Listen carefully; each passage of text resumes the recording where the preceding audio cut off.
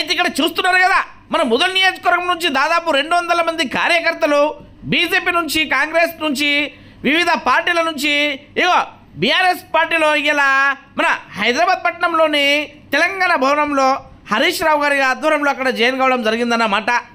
అయితే ఈ కార్యక్రమంలో భాగంగానే మన బీఆర్ఎస్ పార్టీ సమన్వయ నాయకుడు విలాస్ గాదేవార్ గారి నాయకత్వంలో, అదేవిధంగా మన లోలం శ్యామ్ సుందర్ గారు, కిరణ్ కొమ్రేవార్ గారు, రమాదేవి గారి నాయకత్వంలో ఇక్కడ ఈ విధంగా మన దీక్షిత్ పటేల్ గారు ఈ గులాబీ కండువాను కప్పుకొని అక్కడ బీఆర్ఎస్ పార్టీలో జాయిన్ కావడం జరిగిందన్నమాట.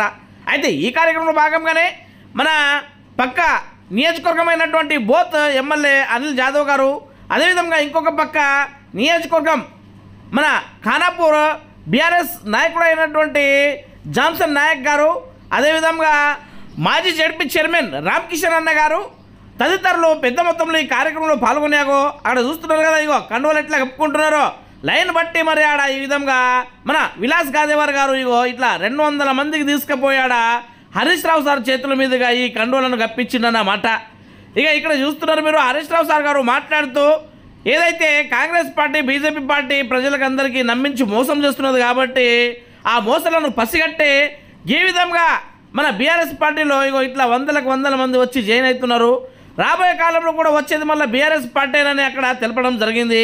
ఇక ఇంతమంది జనాల్ని దాదాపు 200 మందిని ఈరోజు అక్కడ మన తెలంగాణ భవనంలో తీసుకొచ్చి జాయిన్ చెప్పించినందుకు విలాస్ గాదేవార్ గారికి, సమన్వయ నాయకులు మన కిరణ్ కొమ్రేవార్ గారు, లోలం శ్యామ్ సుందర్ గారు, అదేవిధంగా రమాదేవి గారికి శుభాకాంక్షలు తెలపడం జరిగింది.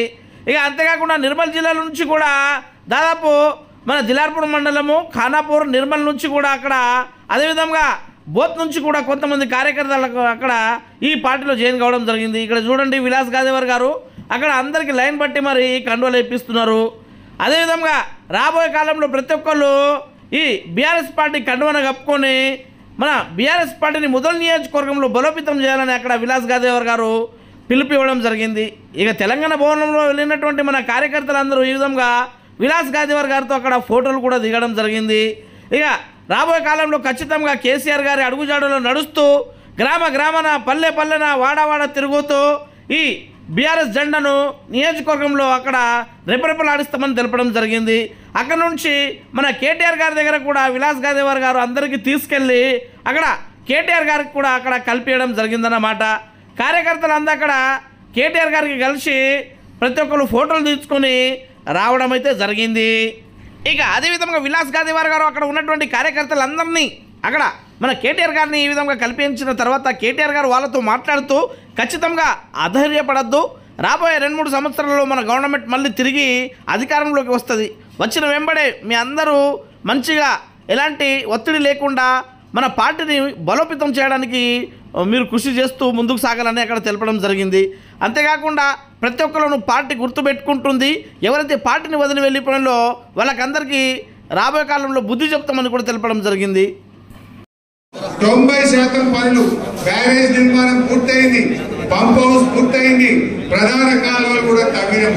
ఇన్ని పిల్ల కాలువలు తవ్వితే 50,000 ఎకరాలకు ఆదిలాబాద్ నియోజకవర్గంలో నీళ్ళు వస్తాయి.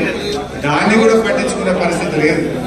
రేవంత్ పాలనలో రైతులను, ఆదిలాబాద్ జిల్లాను తీవ్రంగా నిర్లక్ష్యం చేస్తా ఉన్నారు. సన్నవడ్లు పండి అన్నారు. పోయిన యాసంగి సన్నవడ్లు అమ్మిన రైతులకు ఈ రోజు వరకు కూడా బోనస్ పైసలు రాలేదు. మళ్ళా పంట చేతికి వచ్చింది. పోయిన పంట కూడా ఇంతవరకు రుణమాఫీ చేసిండు. ఎంతమందికి అయితే ఉండే రేవంత్ రెడ్డి వచ్చినాక 4 పంటలు వచ్చినాయి. 2 పంటలకు రైతు బంధు ఇచ్చిండు, 2 పంటలకు ఎగ్గొట్టిండు. బోనస్, ఒక పంటకు బోనస్ ఇచ్చిండు, ఇంకొక పంటకు ఎగ్గొట్టిండు. ఏది చూడు, అది రైతు బంధు అయినా సగమే, రుణమాఫీ అయినా సగమే, బోనస్ అయినా సగమే. కరెంటు కూడా మున్పట్లోకి వస్తున్నదా? మీరు చూస్తే కేసీఆర్ ఉన్నప్పుడు ఎప్పుడు ఇబ్బంది రాలేదు. సాయంత్రం 6 గంటల కరెంటు మోటార్లు కాలుతున్నాయి. మున్పట్ల ఇంకా కరెంటు కూడా వస్తున్న పరిస్థితి లేదు. చివరికి యూరియాన్ని ఇచ్చినాడు. రేవంత్ పాలనలో యూరియా బస్తాలు కూడా దొరకక లైన్లలో నిలబడి జనం పరిశాన్ అయిపోయింది. యూరియా బస్తాలు దొరికే ఇవ్వలేని చేతగాని దద్దమ్మ ప్రభుత్వం రేవంత్ రెడ్డి ప్రభుత్వం. రైతు బంధు ఇయ్యమైతివి, రుణమాఫీ చేయమైతివి, బోనస్ ఎగబెడితే చివరికి ఎరువు బస్తాలు కూడా ఏ శాత కాలేదు. కొంతమంది ఎరువు బస్తాలు దొరకక అమోనియా కొనుకొచ్చేసుకున్నారు. 900-950 బస్తా కొనుకొచ్చుకున్నారు. ఎరువు బస్తాలు దొరకక కొన్ని పత్తి చేనులు ఎర్రబడిపోయింది.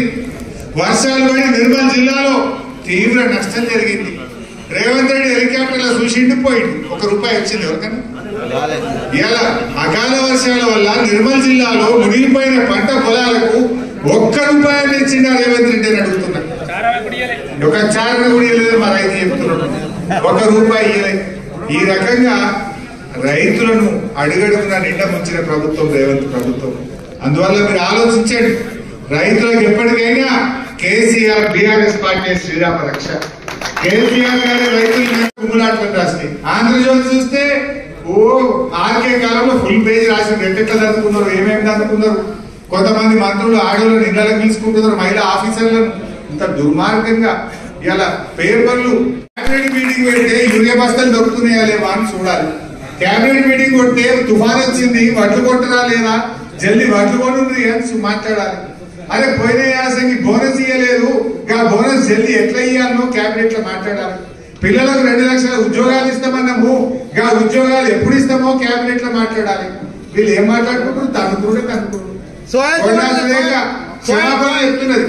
కొండా సురేఖ క్షమాపణ చెప్పుకునేటువంటి పరిస్థితి క్యాబినెట్ మీటింగ్ ఎజెండా. ఇలా క్యాబినెట్ లో ముఖ్యమంత్రి హెచ్చరికలు, మంత్రుల నిలదీతలు, ఇవన్నీ పత్రికల్లో చూస్తే హెడ్ లైన్స్, బ్యానర్ ఐటమ్స్. ఇవి నేను ఉన్నదంటే కొంతమంది మంత్రులు పట్టలేదు. నేనేమన్నా వీళ్ళు దండుపాలెం మూట అన్నా. అవునా కాదా? రేవంత్ క్యాబినెట్ దండుపాలెం మూట బరాబర్ అంట, మళ్ళీ అంట. బెదిరించి పైసలు వసూలు చేసింది నిజం. ఇది కాదు, నిజం కాదా? ఎంక్వైరీ చేద్దాముంటే ఇవి మాట్లాడితే శాత కాదు.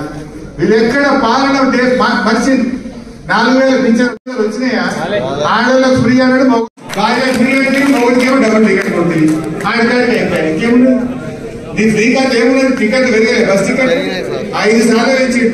పండుగ పేరు ఒకసారి పెంచిండు, టోల్ గేట్ పేరు మీద ఒకసారి పెంచిండు, రౌండ్ ఫిగర్ అని ఒకసారి పెంచిండు, డీజిల్ ధర పెరిగిందని ఒకసారి పెంచిండు. అడ్డగోలుగా 2 ఏళ్లలో 5 సార్లు బస్ ఛార్జీలు పెంచిండు. సీసాల ధర కూడా పెంచిండు కదా. పెంచిందా లేదా? బీర్ సీసా పెరిగింది, విస్కీ సీసా పెరిగింది. బస్సు టికెట్లు పెంచుతుంది, మద్యం ధరలు పెంచుతుంది, ఆర్టీఏ ఛార్జీలు. ఎవడైనా మోటార్ సైకిల్ కొనుక్కుంటే 4000 పెంచిండు. దానికి రిజిస్ట్రేషన్ ఫీజులు పేరు మీద ఒక మోటార్ సైకిల్ కొనుక్కుంటే 4,500 రూపాయలు పెంచిండు. లైసెన్స్ తీసుకుంటే ఫీజులు పెంచిండు. ఇంకా విత్తనాలు, జనుము జీలుగు విత్తనాలు కొంటే దాని ధర కూడా పెంచినా లేదా? విత్తనాల ధర పెంచుతీవి, మద్యం ధర పెంచుతీవి, బస్సు టికెట్ల ధర పెంచుతీవి. నువ్వు పెంచేది ఏమన్నా రేవంత్ రెడ్డి?